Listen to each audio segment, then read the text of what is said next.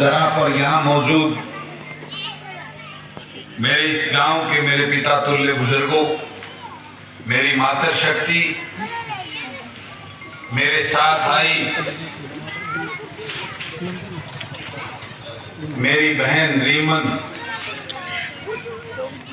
छोटी सी है लेकिन इसने किसान आंदोलन में एक शेरनी की तरह एक भूमिका निभाई, जिसको पूरे हरियाणा प्रदेश और सभी किसानों ने देखा। और यहाँ आई मेरे जींद जिले की महिला जिला अध्यक्ष बहन पूनम चावरी जी, और मेरे साथ मेरे ऊर्जावान छोटे भाई, जिनको युवा मोर्चा का दायित्व प्रदेश अध्यक्ष एडवोकेट रजनीश वशिष्ठ जी, और मेरे बड़े भाई मैम से पूर्व ब्लॉक समिति चेयरमैन भाई समुंदर नैन जी, और आज के इस कार्यक्रम के आयोजक मेरे छोटे भाई बहुत ही ऊर्जावान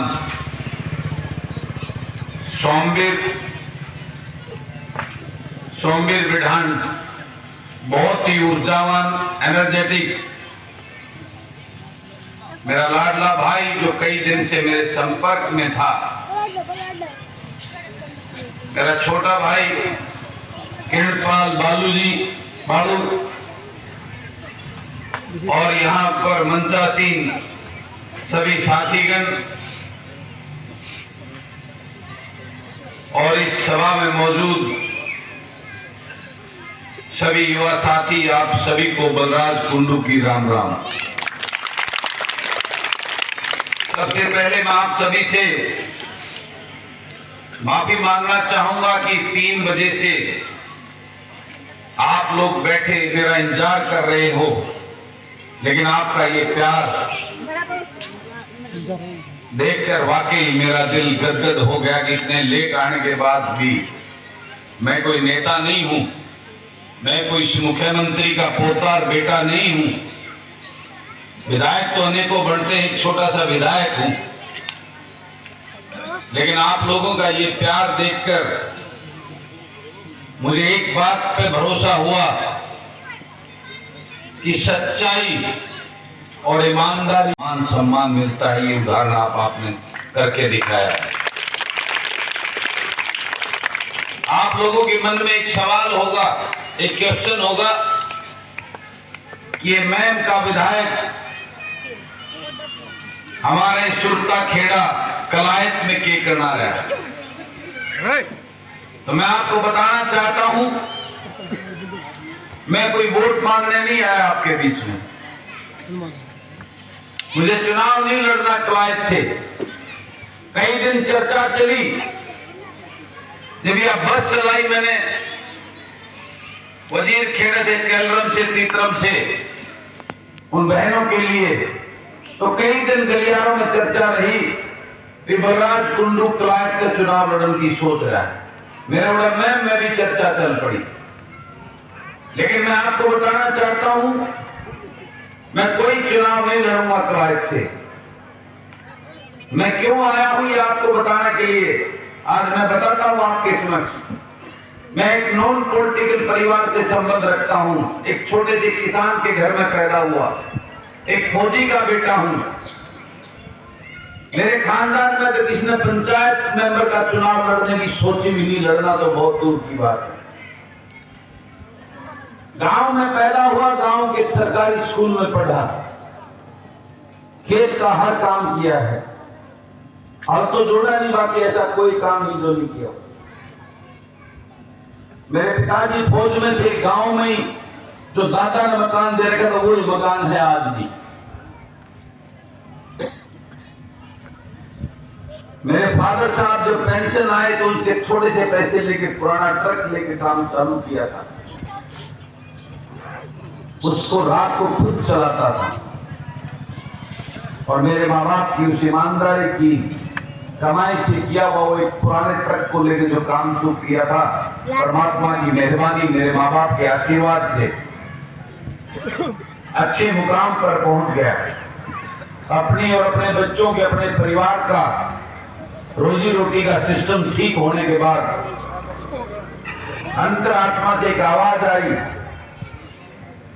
कि ये राजनीतिक लोग हमारे गांव के भोले भोले लोगों का किस प्रकार से उनको बेवकूफ बनाकर अपने घर भरने का काम कर रहे हैं।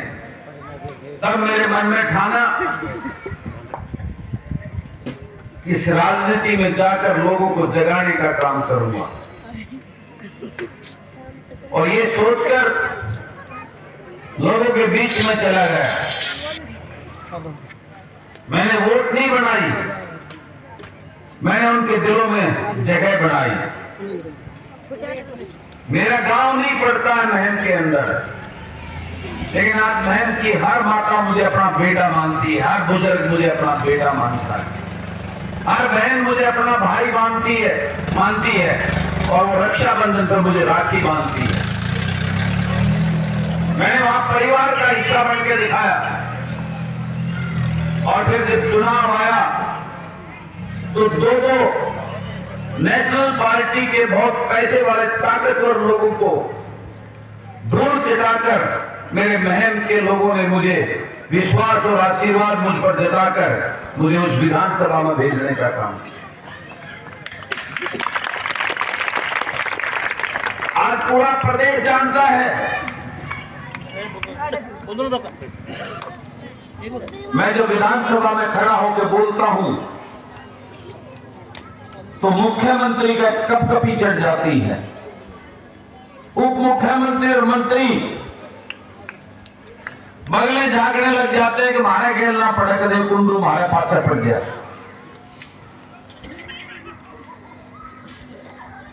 मैं कोई गुंडा बदमाश नहीं हूं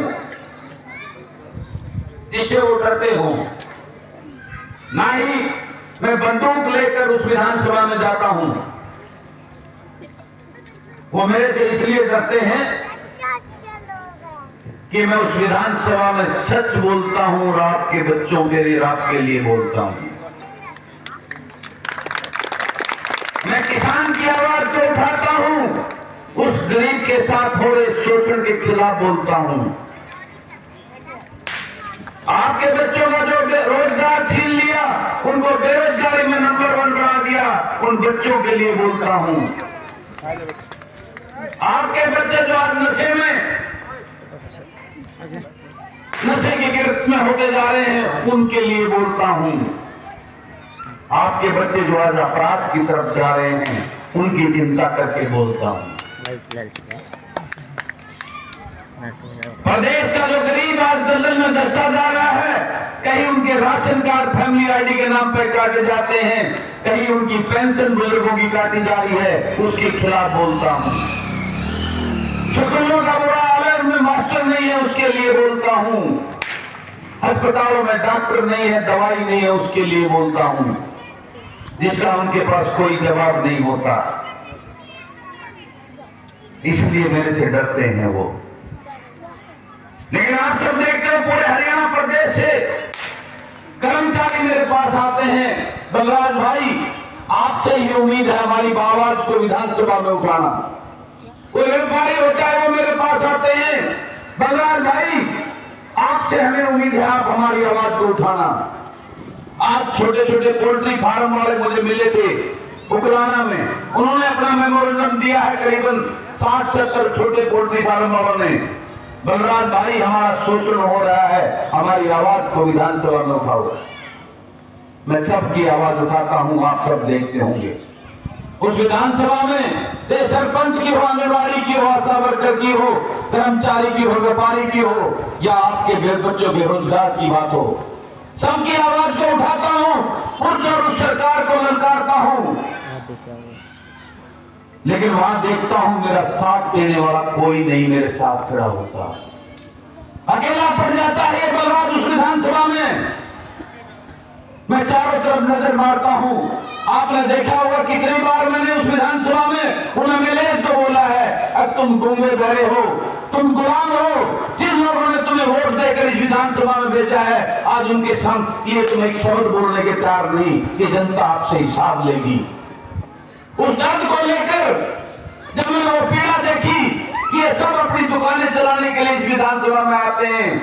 वहां चाहे विपक्ष के लोग हैं, चाहे सत्ता पक्ष के लोग हैं, वहां शेर व शायरी करते हैं, जुमले करते हैं, एक दूसरे पर टीका टिप्पणी करते हैं।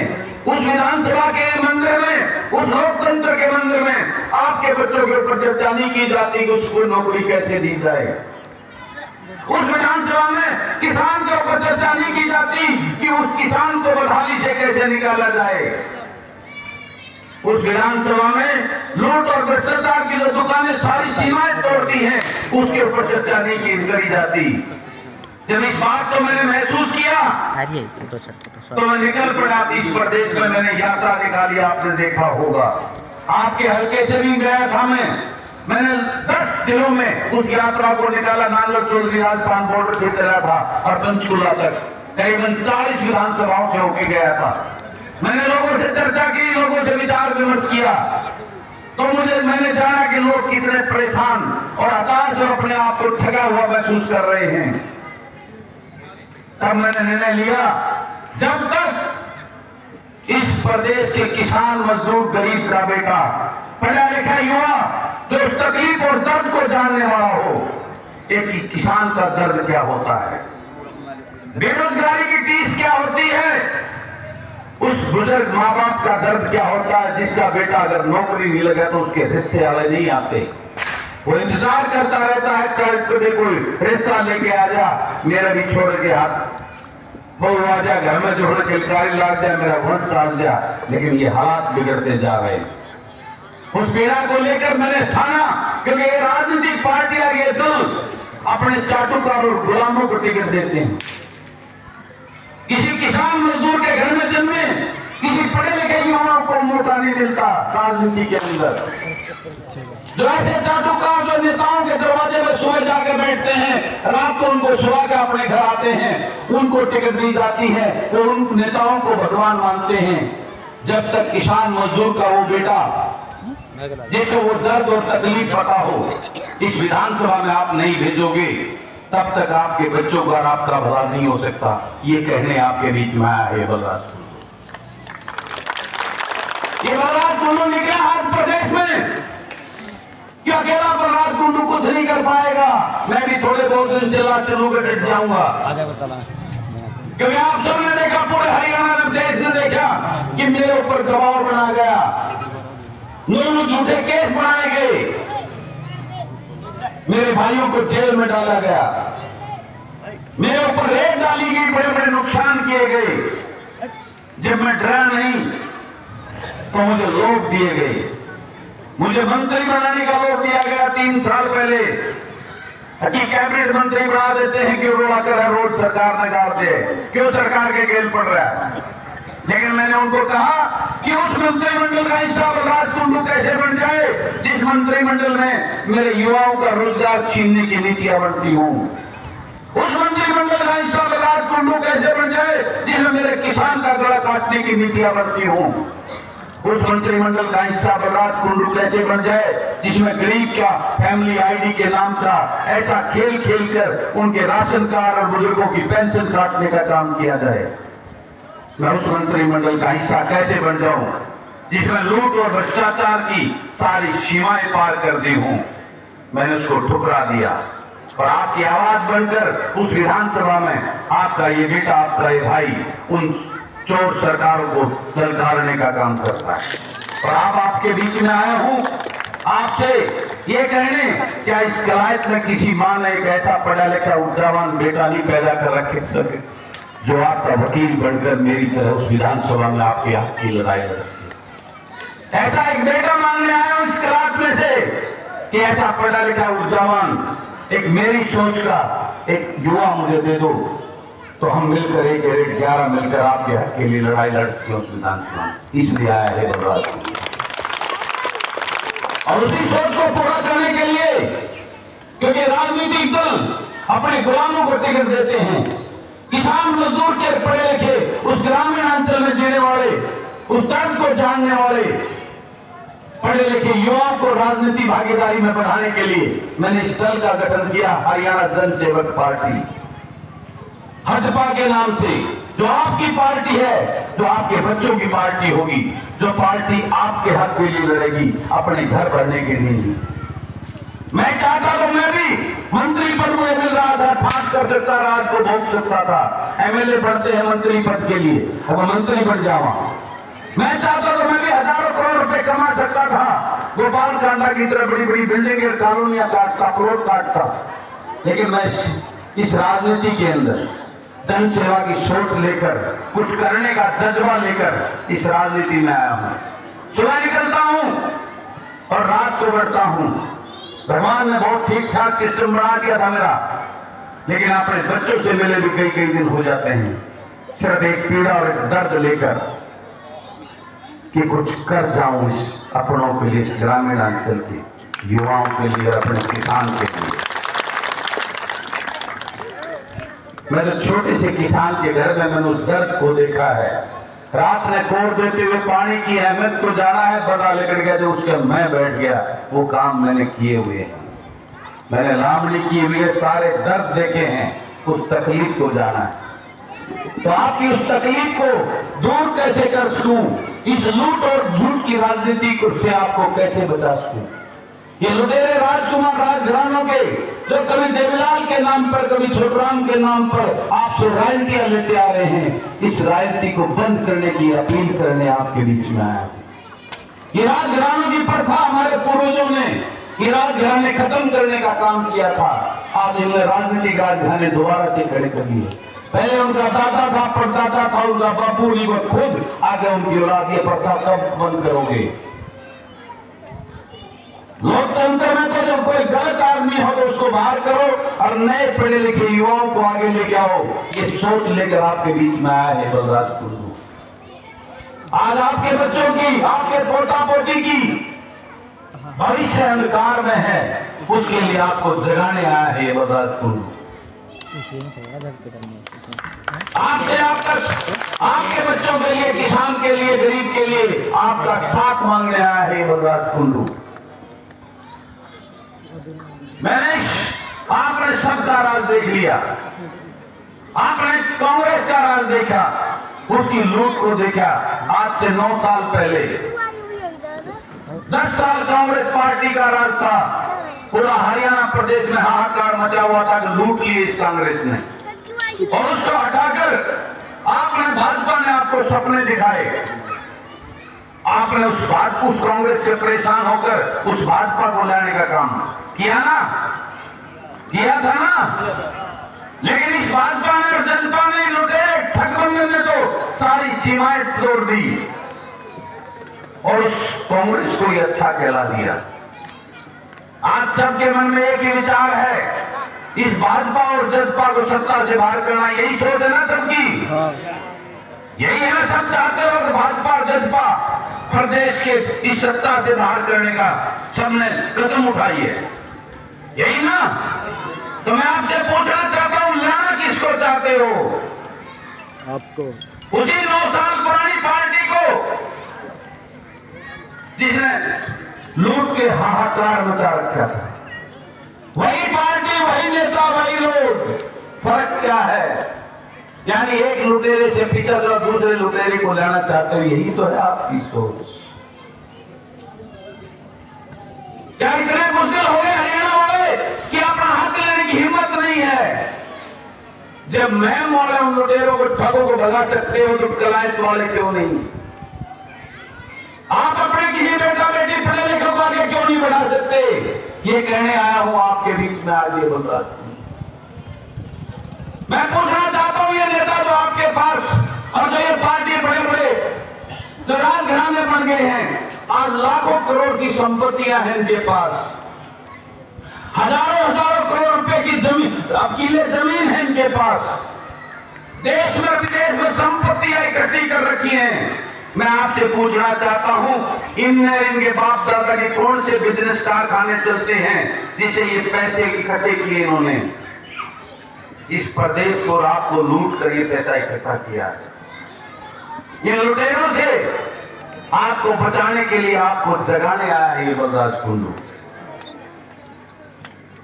मैंने इस मुहिम को छेड़ते हरियाणा जनसेवक पार्टी बनाई आपके बेटों को जो पढ़े लिखे युवा नौजवान हो उनको विधानसभा में ले जाने के लिए, किसान मजदूर के बेटे युवाओं की भागीदारी इस राजनीति में करने के लिए, और उसके लिए एक रैली रखी है जींद के अंदर। उसकी पहले तारीख थी 1 नवंबर, लेकिन 1 नवंबर को करवा चौथ है। हमारे सनातन धर्म में महिलाओं का बहुत महत्वपूर्ण दिन है। उनके कहने से उसकी कल तारीख बदल दी है। वो 1 नवंबर की जगह 19 नवंबर को वो रैली करेंगे। उस 19 नवंबर की रैली में मैं आपसे ये कहने आया हूं, आपने कांग्रेस को भी देख लिया, भाजपा को भी देख लिया, अरे चौटाला की लूट को भी देख लिया।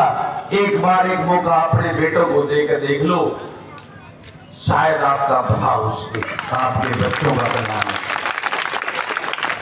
तो क्या दोगे? एक मौका जन सेवा की सोच को आपके अपने बेटा बेटी को। उसके लिए आपके बीच में आया है बलराज कुंडू, आपको सावधान करने के लिए, मुख्यमंत्री बनने के लिए नहीं, मेरे प्रदेश को बचाने की तड़प को लेकर आपके बीच में आया है बलराज। आपसे आपके बच्चों के लिए, किसान के भविष्य के लिए, गरीब के हक के लिए 19 तारीख को 4 घंटे मांगने आया है बलराज कुंडू।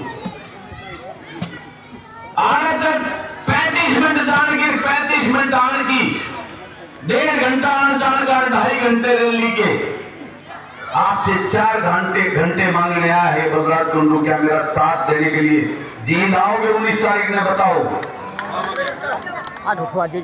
मैं वादा करता हूं अगर आप मेरा साथ दोगे तो 19 नवंबर का दिन हरियाणा की राजनीति में एक भूचाल लाने का काम करेंगे, और इन लूट और झूठ के राजघरानों की दुकान को बंद करके आपके अपने बेटों की सरकार बनाकर इस प्रदेश को बचाने का काम करेंगे। वादा करता हूं मैं आपको। आज मां भगवती के नवरात्रों का पहला दिन है। मैं आप सबको बधाई भी देता हूं। मां भगवती की कृपा आप सब पर बनी रहे। लेकिन आप सबको यह भी कहना चाहता हूं कि आज एक संकल्प लेके जाओ। ये मठाधीश जो आपने पाल रखे हैं, जिन्होंने सिर्फ आज तक अपने घर भरे हैं, उनसे पीछा छुड़ाकर अपने किसी पढ़े लिखे बेटा बेटी को मेरे साथ खड़ा कर दो। मैं आपकी लड़ाई लड़ सकूं, आपको आपका हक दिला सकूं, एक नए हरियाणा का निर्माण कर सकूं और राजघरानों की इस लूट की दुकान को बंद कर सकूं। यही कहने आपके बीच में आया है। आपने बहुत इंतजार किया, उसके लिए आपका फिर बार मैं धन्यवाद करता हूं, आभार व्यक्त करता हूं। और जो मैंने आपके सामने ये बातें रखी, ये भाषण नहीं, ये मेरे दिल की वो दर्द, वो पीड़ा थी जो मैंने महसूस की है, और वो अपने परिवार, अपने ग्रामीणों के सामने रखी है आपको जगाने के लिए। बहुत हो गया ये अंधभक्ति का खेल बंद करके अपनों को पहचानो। वास्तव में वो आपके अपने हैं जो आपके दर्द को जानते हैं, जो आपके बीच के आपके बेटा बेटी हैं। इन लुटेरों से, इनसे जिनको मिलने के लिए भी आपको दिल्ली और चंडीगढ़ जाना पड़ता है 10-10 हजार रुपए का तेल खर्च करके, गलत तो नहीं कर रहा? तो अब अपनों को, अपने बेटा बेटी को जो आपके बीच में रहते हो, आपके दर्द को समझते हो, आपकी तकलीफ को समझते हो, उनको आगे बढ़ाने के लिए, ताकि आपके बच्चों का भविष्य निश्चित हो सके, वो खुशहाल हो सके, उनको रोजगार मिल सके, किसान को उसका हक मिल सके, गरीब को उस दलदल से बाहर किया जा सके, अच्छे स्कूल हो, अच्छे अस्पताल हो, लूट ना हो, भ्रष्टाचार ना हो। उस सोच, उस सपने को साकार करने के लिए आपको मेरा साथ देने के लिए मैं निमंत्रण देता हूं। 19 नवंबर को जींद को शहीदों रोड पर एकलव्य स्टेडियम में आपका इंतजार करूंगा। आपका बहुत बहुत धन्यवाद। सबको राम राम।